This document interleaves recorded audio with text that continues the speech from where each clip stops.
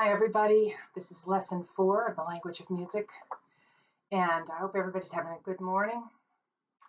It is Memorial Day weekend as I make this, and the beginning of summer feels like a strange summer, doesn't it? But we're going to carry on with our learning of music fundamentals. Last week we sang Music Alone Shall Live, the round, and I never gave you the actual music to the song. So today, in your handout, there is the music to Music Alone Shall Live. And this is the way it looks when we write just the notes to the tune and the lyrics. No accompaniment, nothing else. And there are a number of things on this paper that I want you to know. Part of it is just vocabulary. So for example, the distance between one vertical line and another vertical line is called a measure. It's also called a bar. So we can count measures, we can count bars. We often write measure numbers on the measures so that we can all be talking about the same measure. So I have written those in very small numbers on each measure. There are 12 measures in this song, I think. Yes, 12 measures, and each one has its number written next to it.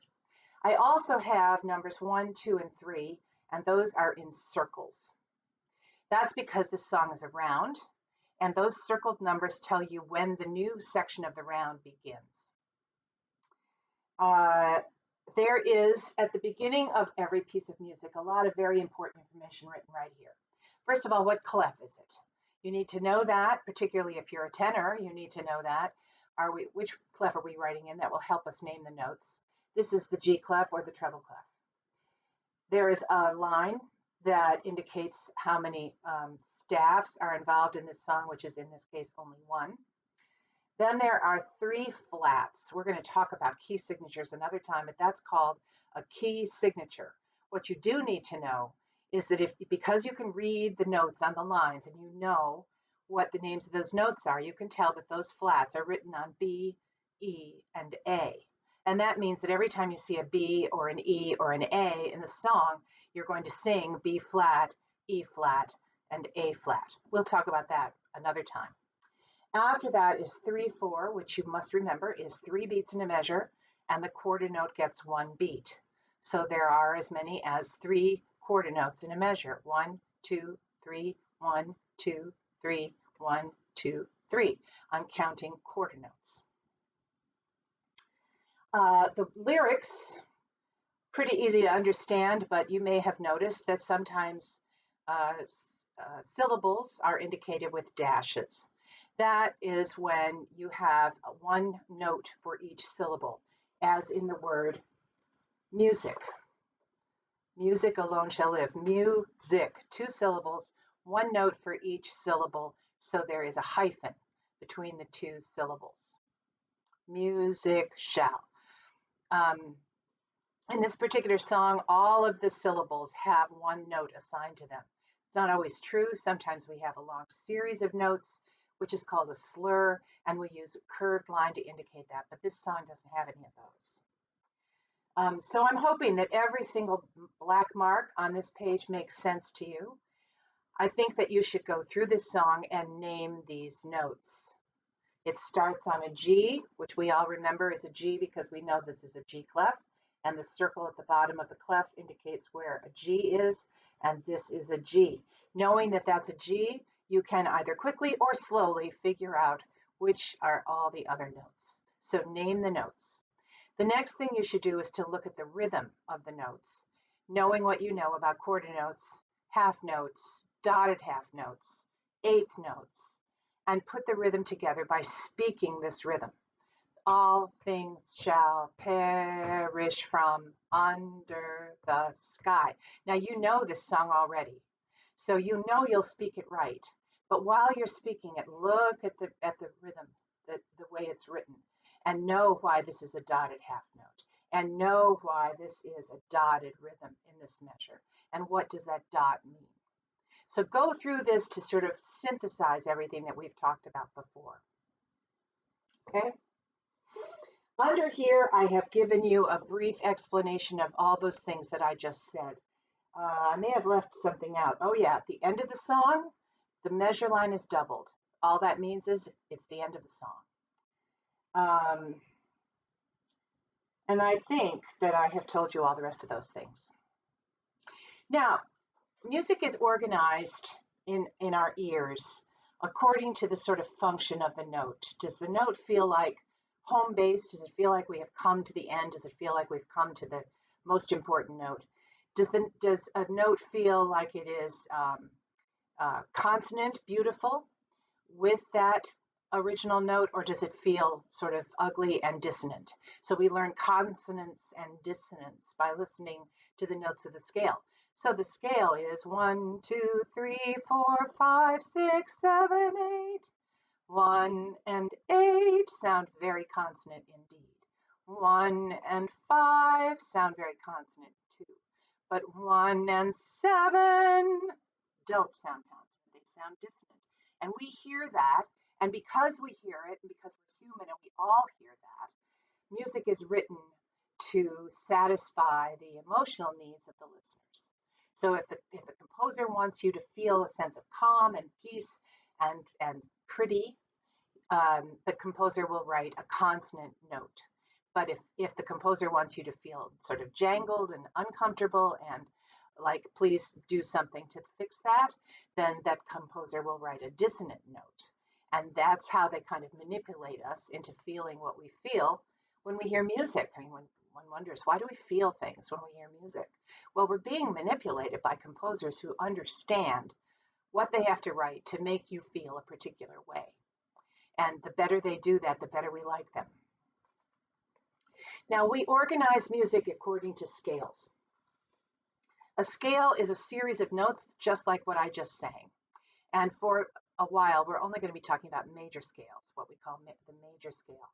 1, 2, 3, 4, 5, 6, 7, 8. That's a major scale. You've heard it 1,000 times. You've sung it. You've used it. It's been part of your life since before you could put words to any of this. A major scale is something that we spend a lot of time singing and writing music with. If you don't believe me, rent The Sound of Music or go to Netflix and turn on The Sound of Music and listen to the song Do Re Mi, which is an absolutely perfect example of how music can be written using a major scale. A major scale is made up of steps. The step is simply the distance between two notes. So if we go from 1 to 2, that's a step. 2 to 3 is another step. 3 to 4 is another step. Each one of those is a step. If you were to count the beats, they call it, between 1 and 2, 1, da, there's a lot of them. If you were to count them, you would know that the distance between the first note of the scale and the second note of the scale, 1 and 2, is the same as the distance between 2 and 3. 1 to 2 is the same distance as 2 to 3, but the distance from 3 to 4 is less. 3, 4, that's a smaller interval. The distance between two notes is called an interval.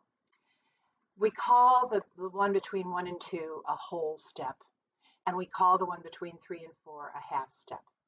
Now, if all this seems just like magic and voodoo to you, look at a piano keyboard. I've given you a little keyboard to look at. The distance between two notes on a keyboard, this is a key and this is a key, this is a key and this is a key, this is a key and this is a key.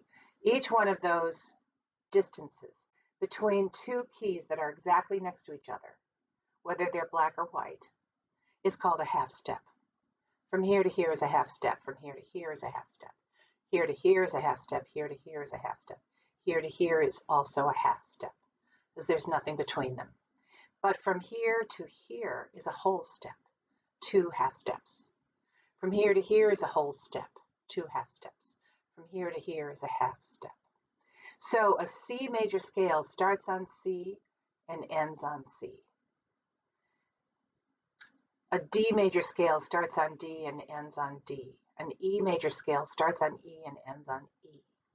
So if we're looking at a C major scale, we can see on a keyboard that there is a whole step from C to D, It's all white keys in the key of C. It's why we start with C. It's all white keys.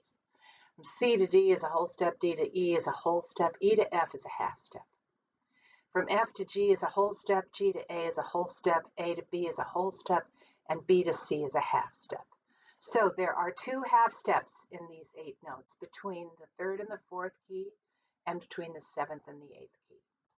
So the definition of a major scale is 8 notes in a row in which the intervals are whole step, half step, whole step, whole step, whole step, half step.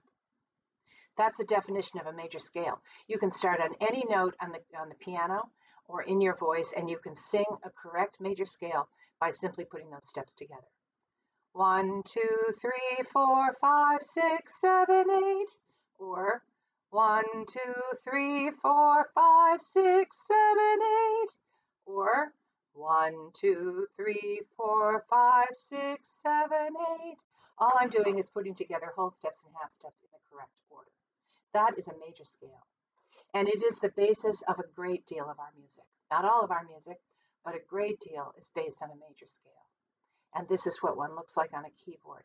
I've given you this so that you can look at it and try to make sense out of it. For those of you who've never looked at a keyboard and tried to understand how it is constructed, it's constructed to sort of help us with our theory, which is written down on paper. This is kind of based on this.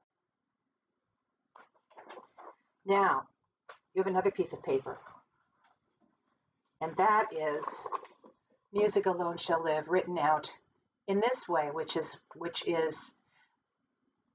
uses a keyboard for accompaniment.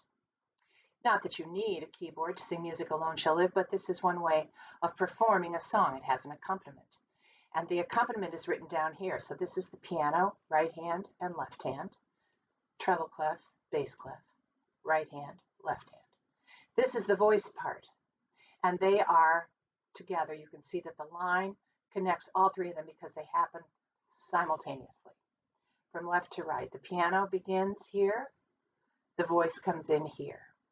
This mark right here is called a repeat sign, and this one is facing inward. And then at the end of the song, there's a repeat sign that faces the other direction, so that the notes that are enclosed by the 2 repeat signs are sung twice or played twice.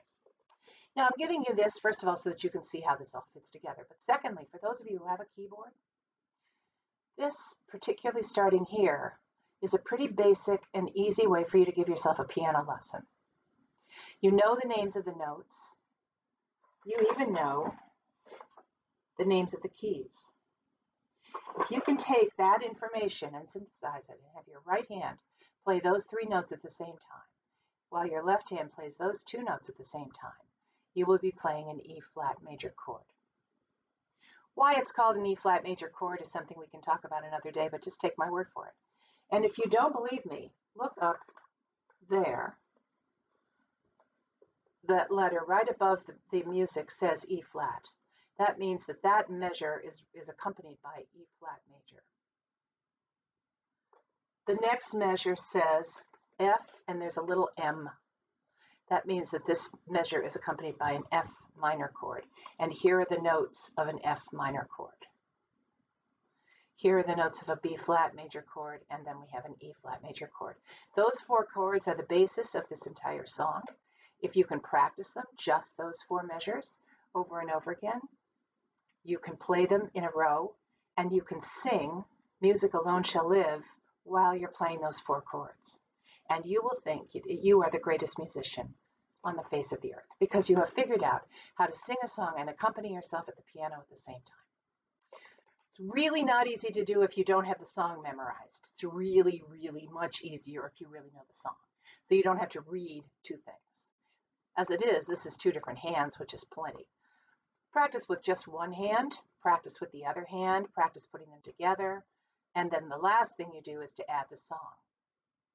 And if you look, you'll see that this is all just a repetition of this. It's just the same 4 chords over and over and over again. 4 chords is the basis for an enormous amount of music, probably 90% of the music you grew up with. Rock and roll is all based on 4 chords.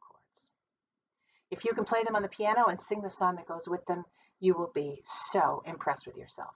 And that's what we're after during this pandemic, is for us all to be so impressed with ourselves, don't you think? I think. Now, because you're asking, I know you're asking, up above that E flat, right here, there's a D. And over here, it refers to that as a guitar capo. So if you are a guitarist and you want to play Music Alone Shall Live, those marks are for you. And they mean that you play a D chord, but you capo it up a half step to E flat. Apparently, and I don't know this, but apparently it's easier to play D major than it is to play E flat major on a guitar. So you simply finger a D chord, but you capo it up, and your fingers won't even know that you're playing E flat, but you will be. It's just like retuning the instrument. The repeat sign. Oh, then down at the bottom of the page, I have repeated for you something we already learned, which are these three little ostinatos. You sing them 3 times, 1, 2, 3, to fit into the space of this song, so that we have 12 measure song. And so if you are really good at these 4 chords, you can play those and sing an ostinato. Or you can bring somebody into the room and have them sing Music Alone Shall Live while you sing the ostinato. Or you can have them sing the ostinato while you sing Music Alone Shall Live. Imagine the concert version of Music Alone Shall Live you could do with a guitar player who can capo up from D to E flat, with you on the piano, and with a 4-part chorus singing Music Alone Shall Live with 3 ostinatos. My God, the possibilities are incredible. So these handouts are for you to be able to synthesize note reading, rhythm reading, singing, harmonizing, all in one song, all purpose. Okay, so that should keep you busy for a little while. I hope you enjoy it, and don't forget that music alone shall live, and that we shall sing together. We shall. See you soon. Bye bye.